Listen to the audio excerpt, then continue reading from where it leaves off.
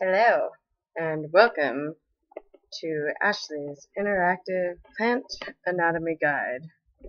First, before I begin, I will show you my backyard space. I just came in the backyard, so maybe I'll walk backwards here. So first we have just a bunch of stuff, and then I have my little garden box that I'm doing whatever I can with at the moment. How do I get an angle here? Kinds of good stuff that makes me happy, and I know they're happy. Alright. Just cruising around here. I'll take you into our veranda sitting area to discuss plant anatomy. So, plant anatomy is pretty important, just like any anatomy. To know how something works, or how it will function, you must know how it works, and the parts of it. So, I have some diagrams here. Let's see if this works. Alright. First, we have two different types of roots. This, right here, is what we would call, there we go. Let me just get this thing ready. Okay. It's large and big here. We would call it a tap root. It taps into the ground. And it's nice and stable. A different type of root would be a fibrous root. Less meat. Lots of little guys here. Here. Right. Fibrous. Alright. Now, the main part of the plant, I guess you would say, that it grows from is the stem. Also found here, and as well as right here. We're going to go ahead and label this stem. And as you have a stem, it grows. And at what point it comes into a leaf or a branch, you would call these nodes. Now, what comes off of these nodes are branches and leaves. They're different types of leaf composition, I guess, if you may. If you have a leaf with multiple, or excuse me, I guess it'd be a leaf, right? With multiple leaves? Yeah. That would be a compound. Or, what would it be? Yeah, compound, because it's compound.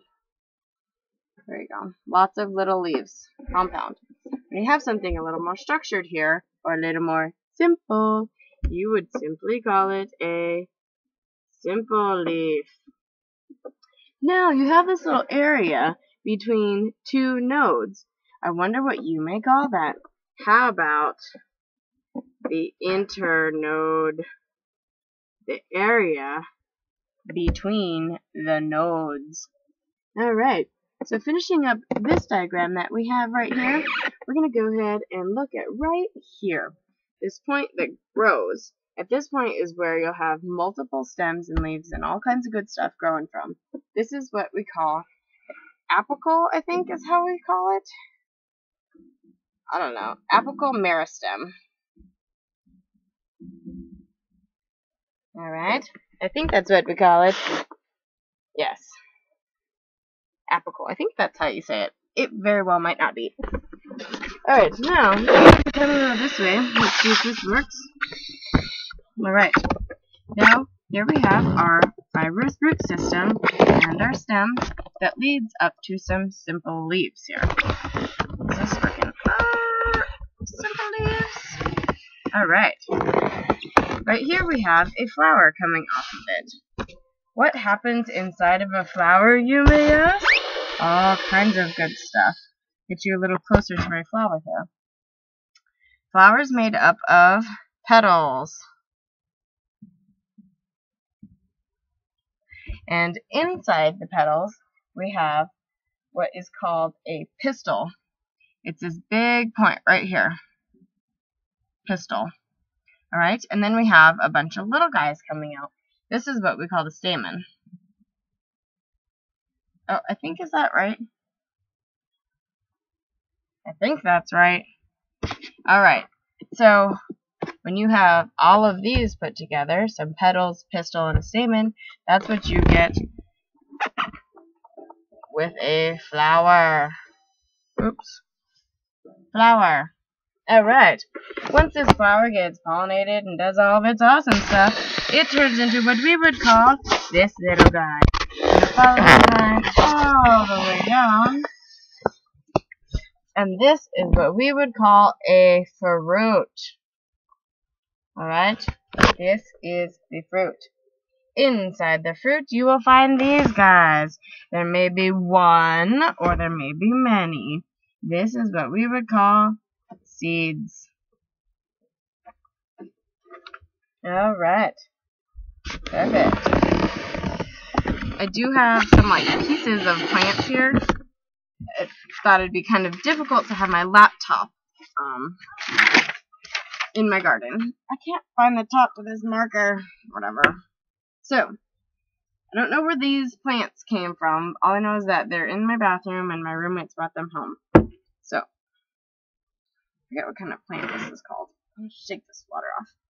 Okay, so here we can see it's just a piece of a plant. It's kind of sad because it's not with its root system. But here, right here, this is what we call the nodes. Okay, where they all connect. Right here. And what is it called when...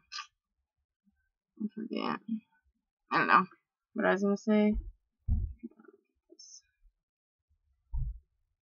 Alright, I have a little flower here. This little guy. Doop, doop, doop. Now, I'm not sure. This is a good question, I think, for myself and others. If there's not a prominent stamen, or excuse me, pistil, what happens? Like, what is this? Is that looks like a bunch of petals and a bunch of stamens to me. And maybe the pistil is just deep within there, or maybe they're combined with some, maybe it's in here. I don't see it, but I think, there's really only certain types of plants that you can see it really clear, and maybe everybody else is just, I don't know, dang sneaky plants. Alright, so, moving on, I did my soil test, and I was not able to, here we go. Let's see if you can see it. I'm going to turn it. Doop, doop, doop, doop. So, I have massive amounts of sand. Which way do I turn this? This is like backwards. Alright, lots of sand. I would say about 85% sand. Then we have a small margin of silt here. At least that's what I would call it. I don't know. Yeah. And then that top little white layer, I would say that that's the clay. So by I guess the bit that I've learned about soil is that I have a lot of sand, which is water's going to be flowing freely through it but won't really be able to hold it. Same with the nutrients. So it looks like I'm going to need more clay in my soil if I'm going to be using this soil instead of creating my own or growing out of boxes, because I'm going to need more clay to hold more water and hold more nutrients. Even though the clay can hold on and be kind of I don't know, bogarty with the nutrients. But my overall evaluation of my sand is, or my soil, is that it's high in sand and needs more clay. Yeah. Alright. So I think that's a pretty good overview of what I'm supposed to be talking about. I guess I can show you around my backyard real quick again. I don't know. Or at least my front yard. Let me walk you out, shall I? Alright, I got these big old trees right here, and a lot of this is dead. Super dead tree. I don't know what to do with all the deadness. Well, obviously I do. I'll compost it. I don't know how to get up there. That's a big feat for me. Dancing around my backyard. Alright, so this is, I guess I would call it west. This is the west side. And I got this great shade, lots of vine action. I'm thinking of putting, putting my compost over here, but I'm not exactly sure where I really want to put anything. I still have to kind of sketch things out a little more to find out. Then, I don't know, I got all this space, And all I got going is this box here. Okay, like I love my box. I just love all this part of the box. Let's go weird ankle here. I have way too much stuff in it, and I'm like gonna have to replant pretty soon. I've got it's pretty much just going crazy. I needed to get like my hands dirty and put something in the ground or in a box or whatever I needed to do. It makes me happy though. So I have some romaine and some beans and some basil and a tomato plant and some cauliflower and jalapeno plant. My red pepper's sad though. Kitty chewed him up. It's okay. I got like some sort of squash thing going on here. I guess I can like grow squash in the winter. At least that one. It's like winter squash. Anyway. Well, I hope that all of you enjoyed. All of you as in Greg, what's up? Alright, and here's also my front yard. I just gotta show it because I want to do something with this space. It's so bare, and I think everybody should be growing in their backyard, including me. So, I just have all this space that needs some love. Unfortunately, it also needs to like get rid of all the cat urine. However that's gonna work. Alright, well, for now, I am out of here. Ciao!